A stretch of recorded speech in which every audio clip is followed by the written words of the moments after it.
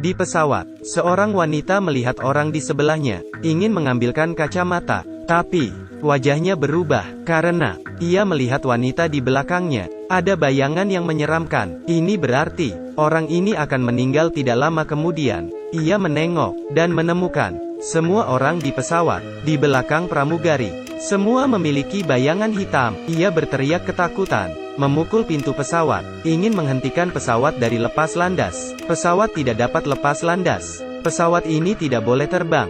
Kamu tidak boleh membiarkan pesawat ini terbang. Pada akhirnya, hanya ada dirinya, yang dianggap pembuat onar, diturunkan dari pesawat, melihat pesawat ini lepas landas. Dan, tidak lama kemudian, pesawat ini dilaporkan di televisi, bahwa semua penumpang tewas. Ia tidak salah, perempuan ini bernama Haram. Sejak kecil ia bisa memprediksi kematian.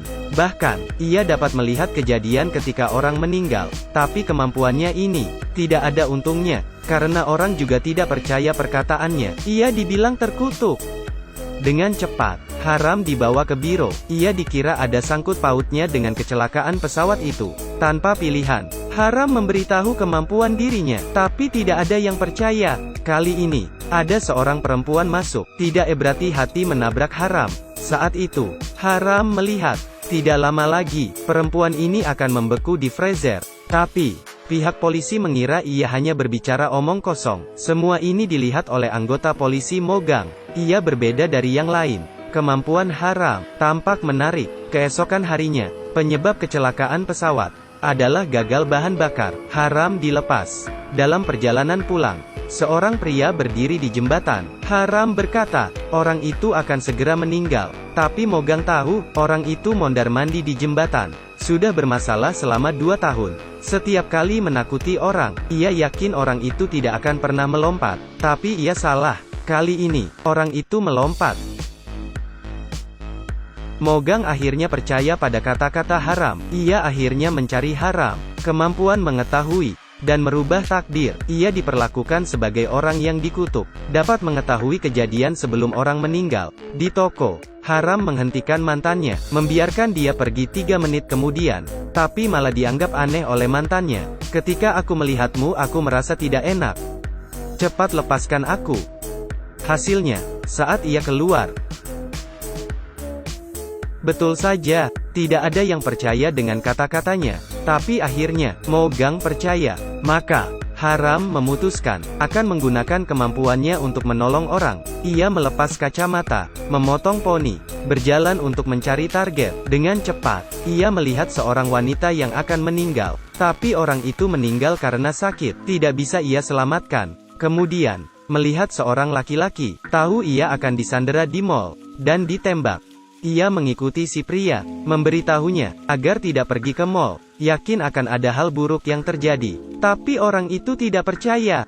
Haram mencari cara lain. Ia mengambil 10.000 won, memintanya agar tetap di kafe. Jangan pergi kemana-mana. Akhirnya orang ini tidak makan. Kemudian, Haram membuat orang ini marah, menyakiti diri sendiri. Pria ini lari. Mogang menangkapnya. Begitu, orang ini ditangkap polisi. Masalah belum selesai. Preman belum tertangkap. Akan ada orang lain yang disandera. Berdasarkan yang diprediksi Haram, ia tahu waktu dan tempat kejadian.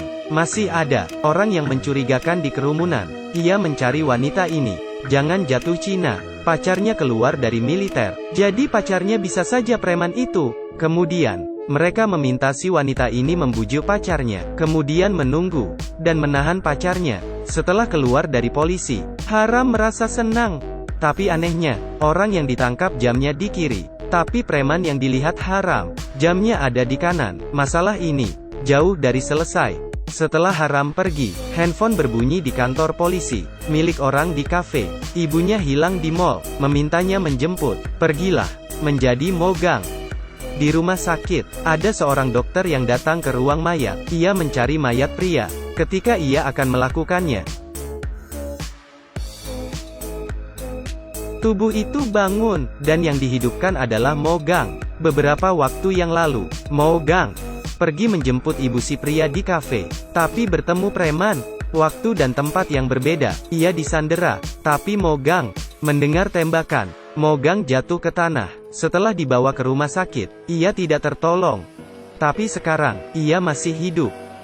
Siapakah dia? Siapa yang mau menggunakannya? Masalah menjadi semakin rumit. Yang aneh adalah, setelah Mo Gang sadar, seperti orang lain, sebelumnya, ia adalah orang yang baru, melihat TKP pembunuhan, bisa muntah, bahkan membuat bos tertawa. Tapi kali ini, ia sangat berubah, berani macam-macam dengan bosmu.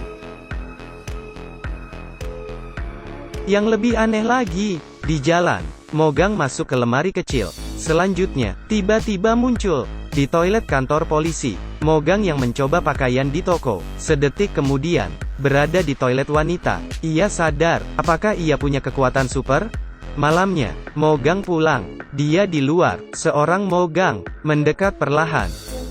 Ini adalah 2 episode pertama drama Korea Hell Messenger. Ceritanya sangat memutar otak, tapi setiap episode saling berhubungan. Memang merupakan film yang menarik.